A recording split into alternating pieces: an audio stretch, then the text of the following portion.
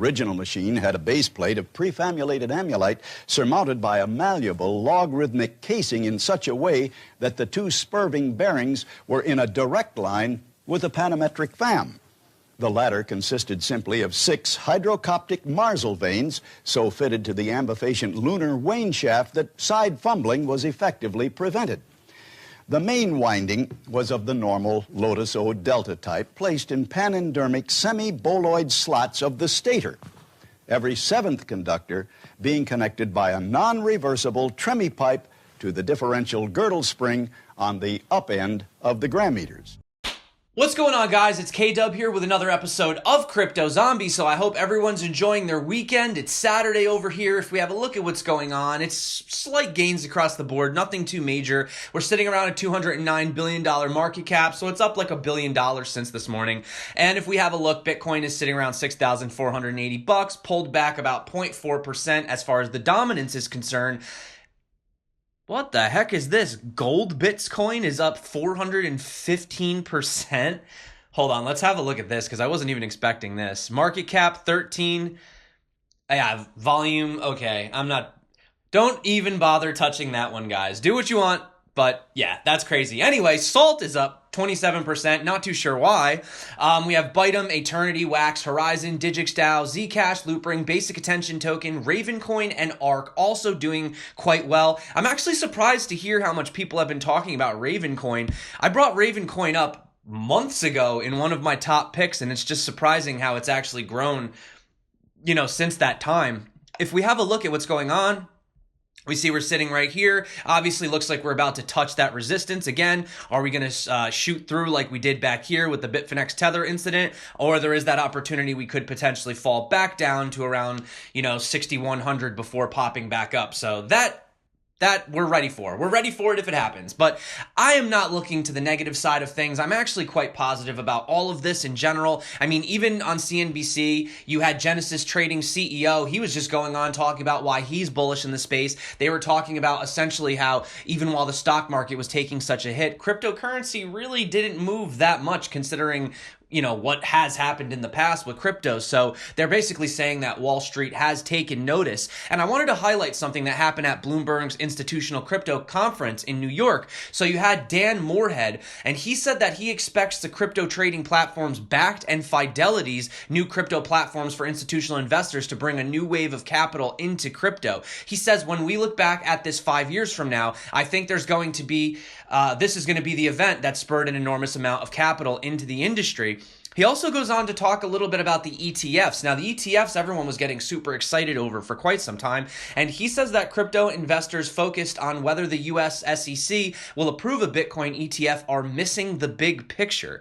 He says an ETF is not news at all, and notes that if passed as prologue, it's far too early for the agency to give an ETF its seal of approval. He says the SEC doesn't want widows and orphans buying Bitcoin ETFs. They don't even know if Bitcoin is officially a security or not. He also goes on to note that very few people realize this, but the last asset class that was certified for an ETF was actually copper, which I didn't know that either. And he says it took 3 years to get the copper ETF certified, even though copper has been around for 8,000 years. So once again, don't get our hopes up on the ETF. And most of these people are saying that Bakkt and Fidelity are the ones that we really need to look into anyway, moving forward. Now, this is just a funny story I wanted to just can't segue into before we go on to the news. You're hearing about all these banks and all these regulations and all these opinions on Bitcoin.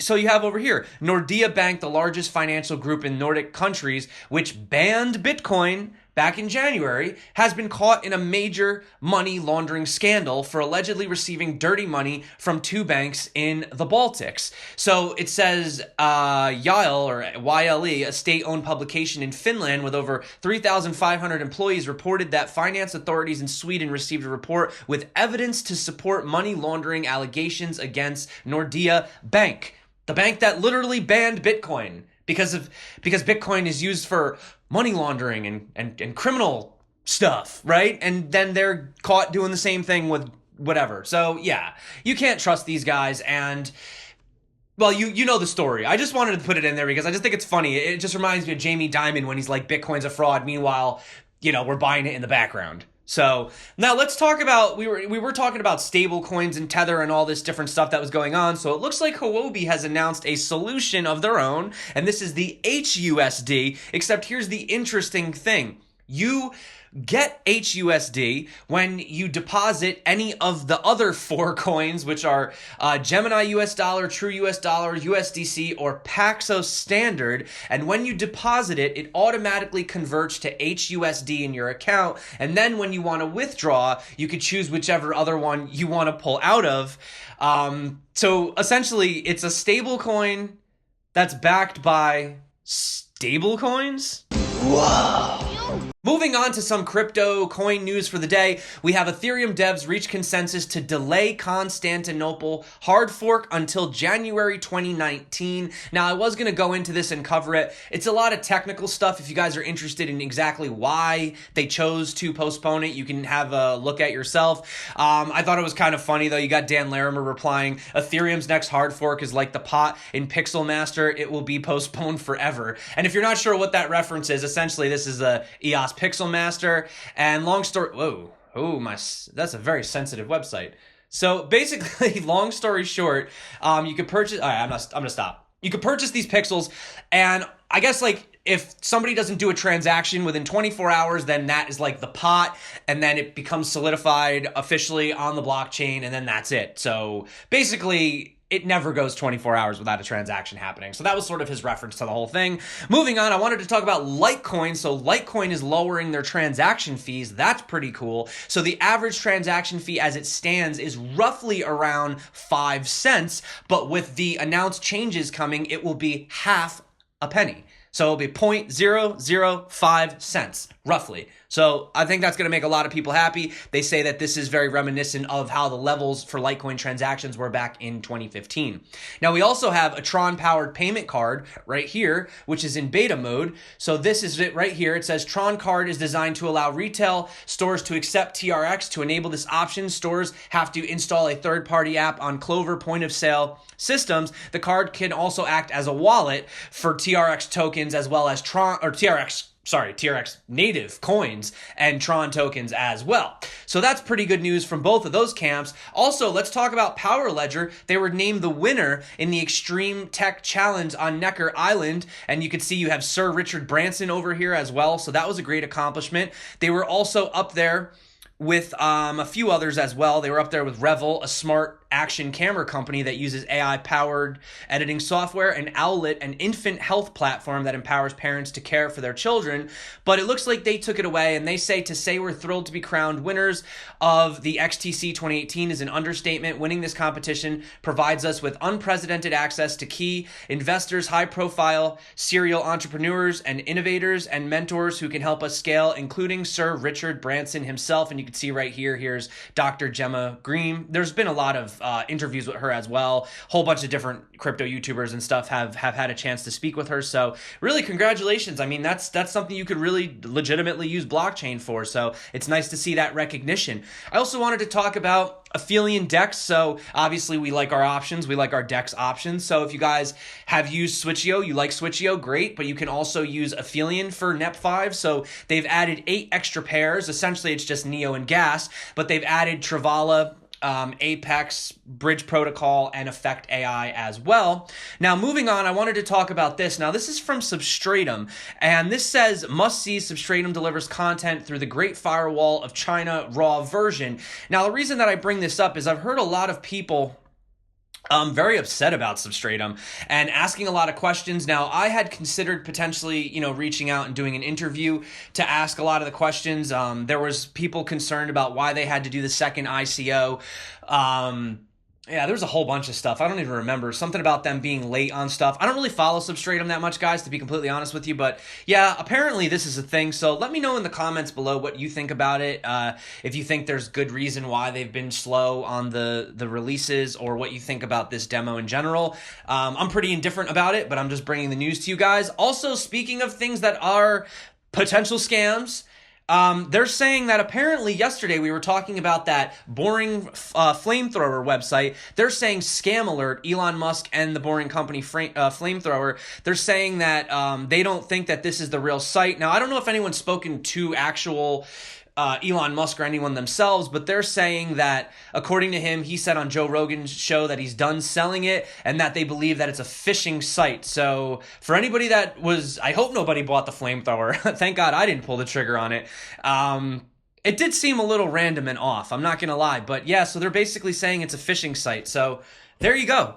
That's literally how easy it is. So definitely always be careful out there. I mean, you know, it looked legit. It had the name, it had the pictures. It was an exact replica of the website. So this is actually one of those great lessons to be learned. This is definitely why. Now, in this particular case, it's difficult because no one really knew the name of the website wasn't what it was supposed to be because it was the only one in existence, right? But if you look at these other ones like My Ether Wallet or My Crypto, those are a lot easier to spot because they'll change a letter. Or I've even noticed them doing certain letters with they'll have an E with a dot under it. Some of them are trying to get clever. So just please be careful. Obviously, you know, we were all getting our money ready to buy Flamethrowers yesterday, and we could have just been sending this to, you know, total scammers. So always be careful out there. I also wanted to give a shout out to Heidi from Crypto Tips. So she did an interview with Thomas Lee, which is really cool. You know, I really respect the fact that she was even able to get a hold of the dude. And one of the things that I really liked about the takeaways from this was there's a part, it's actually right in the beginning where he starts talking about crypto and speculation and how a lot of people just speculate on crypto and that's all it's really good for. But what's interesting is he actually related the crypto speculation to the crypto use cases. And he says that crypto use case is actually much higher compared to speculation than that compared to some other commodities. For example, gold, which I think he said it's something like 40x compared to the actual use case. You see the same thing for oil and all this other stuff. So I don't want to quote the exact numbers, definitely check this out. But basically he's saying that more people speculate on these traditional investments than they do actually on crypto. Whereas, yes, even though we are speculating, we actually are using it and we are transacting with it, even if it's on exchanges and stuff like that. So I thought that was a really interesting point to kind of bring forward. So let's talk about some crypto news before we get out of here. So we also have Caroline Wozniacki, 28-year-old Danish, number 2 ranked professional tennis star, has entered a partnership with Singaporean firm Global Crypto Offering Exchange, or GCOX, to found her own cryptocurrency token. So GCOX revealed that the celebrity tokens will give buyers exclusive merchandise and interactions with their favorite celebrities. The celebrities in turn will benefit by collecting proceeds from the token sales. To purchase these tokens, prospective buyers must first acquire GCOX's own tokens called ACM. Now, this may be the first for a female, but this is not the first person to be tokenized, because SelfCell, I actually did an interview with them a while ago. They tokenized James Rodriguez. Now, he's a soccer player or a football player, depending on where you're watching this, and he's been tokenized as well on the SelfCell blockchain. But, you know, hey, either way, that's pretty crazy, man. People getting tokenized on the blockchain, and if that's not enough to make you happy, we have Bitcoin in a nutshell. Boom. Strike. Okay, that being said, thank you so much for coming back to my channel. If you guys hadn't had a chance to check out the interview I did with Markus from Deblock, it was really cool. I had a great opportunity to talk to him about Icon and what's going on with the the governments and stuff like that. If you haven't, definitely check it out. And yeah, everyone that's been liking, subscribing, commenting, you guys are freaking awesome. Thanks so much for joining me even on this weekend. I hope you guys are having a great weekend. And that's pretty much it. So until next time, just enjoy your weekend. Stay crypto. And peace out.